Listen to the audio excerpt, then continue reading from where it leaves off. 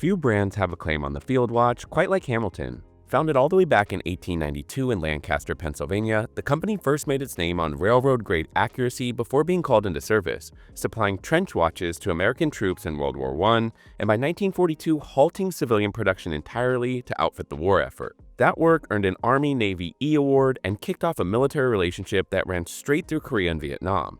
Now here's the part that matters for the watch we're looking at today. From the 1960s into the 1980s, Hamilton built field and aviation watches to U.S. military spec, the MIL W46374 for the ground troops and the GGW113 for both pilots and navigators. When those contracts wound down, the brand still had all of the tooling and the know-how to keep making them.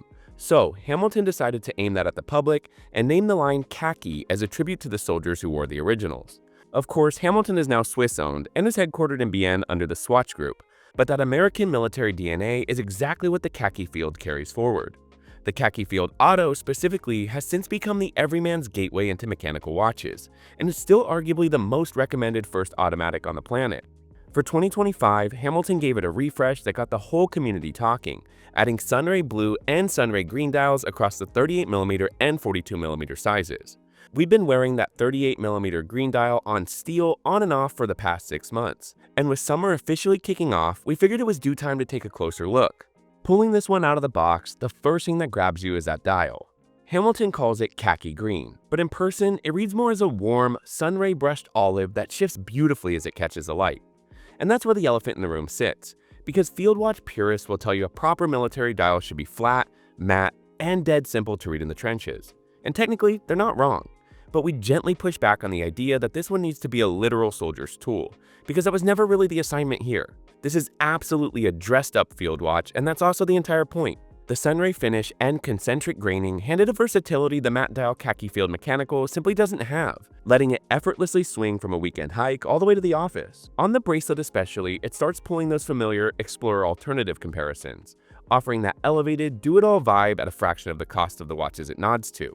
And that value prop continues to be one of the things we love so much about Hamilton.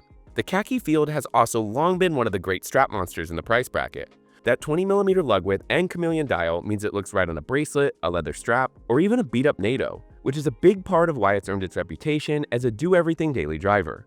Hamilton has done an excellent job with sizing here, zeroing in on the dimensions that flatter a really wide range of wrists, and 38mm is a size a lot of enthusiasts have been asking for.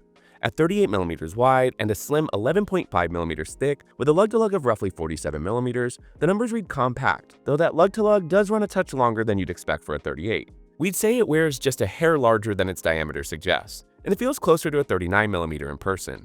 On our wearer's 6.75-inch wrist, it lands just about perfectly, filling the wrist with no overhang. The finishing here is solid across the board, and it really punches above its price point. The case top gets a circular brushing while the flanks are brushed horizontally, and the one real flash of dressiness here comes from a slim, polished bezel that meets a double-domed sapphire crystal up top. It's a tool watch case with just enough polish to keep it from feeling completely utilitarian. The signed crown is on the larger side at around 6.6mm. The crown is knurled and is really a pleasure to operate, though it is worth mentioning it's a push-pull rather than a screw-down. You still get a confident 100 meters of water resistance, so there's no real cause for worry, but a screw-down crown would have added some nice peace of mind. Flip it over and a screw-in exhibition case back frames the H10 movement underneath. As we've mentioned, the dial is unquestionably the star of the show. The khaki green base gets a sunray sweep through the center, a finely snailed texture on the outer hour ring, and concentric rings so minuscule they really only reveal themselves on close inspection. The layout is classic Khaki Field, with bold white Arabic numerals for the 12-hour scale, a secondary 24-hour military scale set inward, and a printed track running the perimeter. Syringe-style hands handle the hours and minutes, and a red-tipped seconds hand adds a welcome pop that plays beautifully against that green. The frame date window at the 3 o'clock is the dial's most divisive touch. It isn't strictly field watch correct, and because it displaces the 3 and crowds in among the inner 24-hour numerals, that corner of the dial just gets a little busy. Plenty of owners wish Hamilton had gone dateless here the way they did with the Murph, and we get it, though the everyday convenience wins us over in this particular case. Now, 2 of our honest critiques here, and they're the ones the community circles back to every time. First is the lume. Hamilton applied Superluminova to the hands and the dots on the minute track, but on the screen dial, the numerals themselves are left bare, so we'd say nighttime legibility is functional, but leaves a bit to be desired. For a watch this everyday minded, we'd have loved to see the numerals carry some glow too. Then there's the AR coating, or rather, the lack of it. Hamilton lists no anti-reflective treatment for this 38mm, and in our experience that appears to be the case. The dial can fight reflections at certain angles in bright light, and it's the single most common knock owners have for this watch. For a dial this pretty, we would love to see that glare tamed. We will say, however, it's more of a missed opportunity than a deal breaker, but at this price it does sting a bit.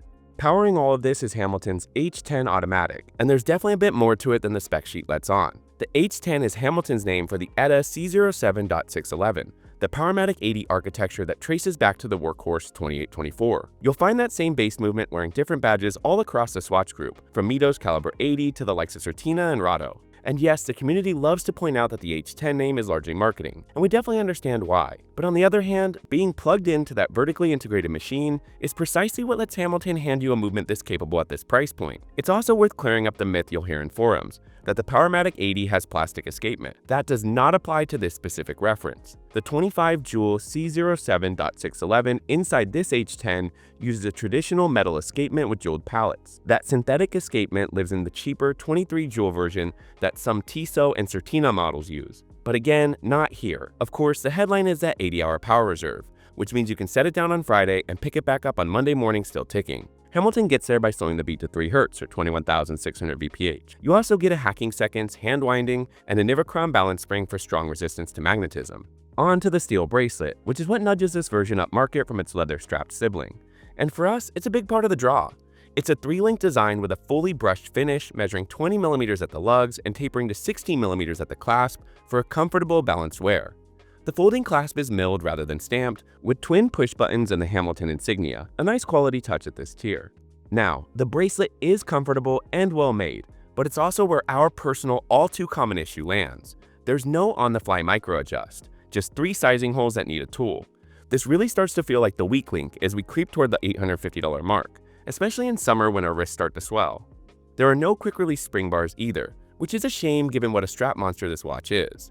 It's one of those watches you'll want to swap the straps out constantly, so reaching for a tool every time can get annoying. None of this feels like a flaw exactly, but quick release and on-the-fly adjustment would have rounded out the package nicely. So, the question we always come back to, is the Hamilton Khaki Field Auto 38mm worth it? At $845 on Bracelet, we think it absolutely is, with a couple of caveats worth weighing. For value, the obvious cross-shop is the Tissot PRX Powermatic 80, which shares that same Powermatic 80 base from within the Swatch family, but it trades the field watch character for an integrated bracelet sports look. Now, if you want to stay in the family and step up to our personal favorite everyday watch, Hamilton's own Khaki Field Murph 38mm now runs about $1,045, bringing a bit more dial refinement and a bit of cinematic pedigree for that premium. And if you're a purist chasing the matte, no date, hand-wound original, the iconic Khaki Field Mechanical 38mm sits right there at $675. And that really is the beauty of this lineup. There's a flavor for just about everyone. This green dial is for the person who wants one versatile, Swiss-made automatic that can genuinely do it all, and doesn't mind that it leans a bit more pretty over purist. The soft lume and the missing AR coating keep it from perfection, but the dial, the movement, and the value do make it awfully easy to recommend, and it remains one of the best first automatics money can buy. As always, we'd love to hear from you. Is the green the best dial Hamilton has ever put out on the Khaki Field? Or does this version veer too far off from the field watch recipe? Let us know your thoughts in the comments below. As always, thanks for watching, be sure to like and subscribe, and we'll see you in the next video.